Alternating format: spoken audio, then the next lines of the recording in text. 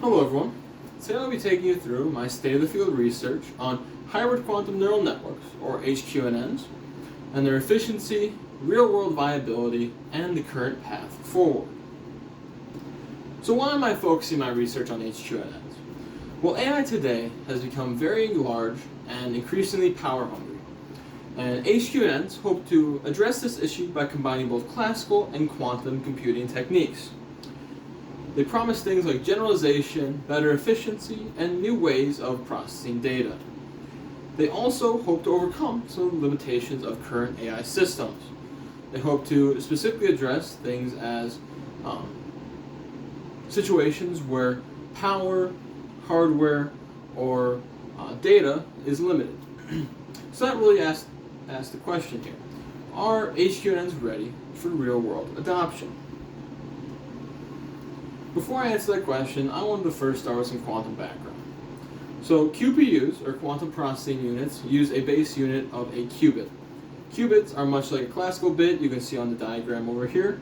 They can be represented as a state of 0 to 1, but instead they are a probability or a superposition of 0 and 1. Think of it as a probability vector on a 3D splosh sphere on that image there. Secondly, they have an important trait of entanglement. This entanglement allows for a qubit to be linked to other qubits in a way where when you perform an operation on one qubit, it will directly affect every other linked or entangled qubit. We also have another property here called quantum gates. These quantum gates are much like classical logic gates. However, these will perform some transformation or a rotation on the qubits to change that probability vector. All these things together help create something called a variational quantum circuit, or a VQC. These are the heart of the HQNN, and there are a few ways to encode classical data into quantum. The first being angle encoding, and the second being amplitude encoding. Amplitude encoding is more efficient, where it can map 2 to the n classical input states into just n qubits on a logarithmic scale. So how exactly do HQNNs work structurally wise? If you look at the diagram on the right, you can see that first we have some classical input. It is then passed through some convolutional layers to help reduce dimensionality and extract some features. It is then passed into and encoded on a VQC, which then transforms the data and passes it back into an output where it is measured and a decision is made for the model. It is well suited right now for very high dimensional and small data tasks. As you see at the bottom here, there's an example of a VQC, one that I'm actually using in my explorations project, which I will get to in a few slides. You can see first we have angle embedding, which just encodes one input into a qubit using a rotational gate. Then we have 3 strongly entangled layers that start out with the same rotational gates with, however, a trainable parameter for each. So we have theta 0 through theta 11. Those are all trainable parameters. And then those are followed by C0 gates. These are what entangles the model. Those are what you can see connecting the individual circuit lines. And at the end, the qubits are measured and transformed back into classical output. So now I want to talk about my current research. My research looked at comparing CNNs to hybrid quantum neural networks, and I did this using 4 different benchmarks.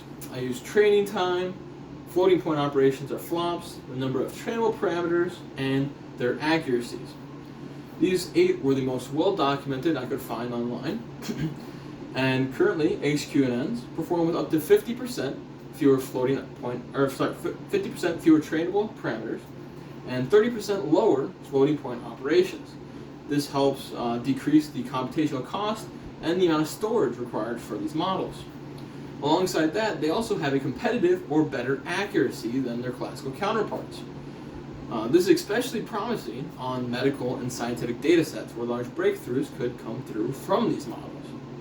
However, as you can notice, classical models did much better training time-wise than the hybrid models, and I'll get to this in a moment. So on that note, there are some persistent challenges in HQNN adoption. First of all being that longer training time I just mentioned. That happens because current HQNNs are being trained on quantum simulators. These quantum simulators are very computationally expensive and for that reason very slow. And this all happens because we are in the NISQ era, the noisy intermediate scale quantum era. And that's limited by a few things. Something called quantum noise and decoherence alongside hardware limitations. Quantum noise and decoherence is where qubits will either be affected by noise in the environment or will have drop their energy state to zero within a time frame of 10 to 50 microseconds. That is a very limiting range, and that means that VQCs must perform their entire run-through before that time frame occurs. So they must be small and finished before 10 microseconds. The other part of this is hardware limitations, which amounts to the number of qubits we have on these QPUs. Currently, IBM's Eagle quantum processing unit has the most amount of qubits at the time, with around 1,000 qubits. To put that at scale, to break our current encryption schemes, we would need upwards of 1 million qubits. So we still have a long ways to go. Last part about this I want to talk about is that there is a lack of standardized benchmarks. A lot of studies right now have great data and they do great comparisons with their classical models compared to their hybrid quantum models. However, they don't have a lot of the same statistics from study to study. For instance, they might not have the same floating point operations or parameters that they're counting. They don't have it directly listed in their study. So it's hard to really compare classical neural networks to hybrid quantum neural networks and see if there's an actual advantage at the current moment. Now I want to talk about my experimental research, where I compared an HQNN to a CNN in handwritten digit classification on the MNIST dataset. As you can see at the table at the bottom here, I used a classical CNN, and I'm comparing these two between the best model I had for a classical CNN and an HQNN that was angle encoded. So, the HQNN performed with upwards of 98% accuracy, just below that, and had 88% fewer parameters with 63% lower floating point operations. This aligns greatly with my current research and shows why these models are so promising, especially in image classification. However, it still has significantly slower training time compared to their classical counterpart. And this really does limit the practicality of these models and really just shows that they're just efficient models for the moment. My future research will be looking at MAS, or multi-agent systems, with a car and a drone above taking images of the car and a predefined path. And we will be using reinforcement learning to see if the car will follow the path properly. Currently, this right here is using a classical CNN, and we will later be implementing a HQN in its place to test to see if it works in dynamic, real-world environments, to test its stability, efficiency, and generalization in tasks like this. So what exactly is next for HQNNs? Well, some upcoming research is showing that circuit cutting and optimization techniques are allowing for circuits with greater depth and more reliability. Things like, once we have better hardware, we'll be able to combine that with error mitigation techniques. Combining those, that will allow us to have more reliability in our circuits and allow them to be deeper in general. Alongside that, there is a current application expansion going on. On the diagram to the left-hand side, you can see that we have the number of publications that have in arXiv that have quantum machine learning in either their title or abstract. And this has shown significant growth, especially over the last year, and expected in this upcoming year to grow even more than the last year. This is showing that QML is really coming to forefront in quantum right now, and HQNNs are a big part of that at the moment. Lastly, we also are seeing a lot of hardware progress going on between Amazon's Onslaught chip and Microsoft's Majorana topological particle discovery with their Majorana 1 that could possibly have up to 1 million qubits. Experts are saying that in the next 5 to 10 years we might be seeing big increases in this quantum or QPU hardware. I also want to talk quickly about responsible quantum AI. Right now it is a critical priority because HQNNs are already entering some sensitive fields, some high stakes fields, like the medical imaging, medical imaging, chemistry, autonomous vehicles, and finance, things like that. And for those fields, we really do need accuracy and interpretability, right? We want to make sure that these models are are giving the correct results most of the time, and are doing so in a way that the experts using them know why they're making those decisions.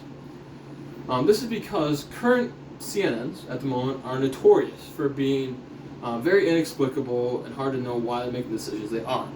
So now we're adding another quantum layer on top of that, another layer of abstraction that makes it harder for us to understand why they're making the decisions they are. So because of this, research should aim and looking towards this goal and figure out how we can make these models more explainable. Before I end off, I want to leave you guys with some key points from my research. First of all, my research has shown that HQNNs can offer some meaningful advantages, things like as generalization, efficiency, in small data and domain-specific applications. However, some key challenges do remain with real-world implementation. Things like their training speed, limited hardware, and noise and decoherence are all really limiting its practical deployment at the time. However, once we have more accurate models and have better hardware alongside more responsible design, we might be able to see and have these HQNNs be a stepping stone for us to understand and create fully quantum hardware or fully quantum AI when the hardware allows for so. But for now, current HQNNs are really just very powerful tools for specific domains where efficiency is really required. Thank you all for listening.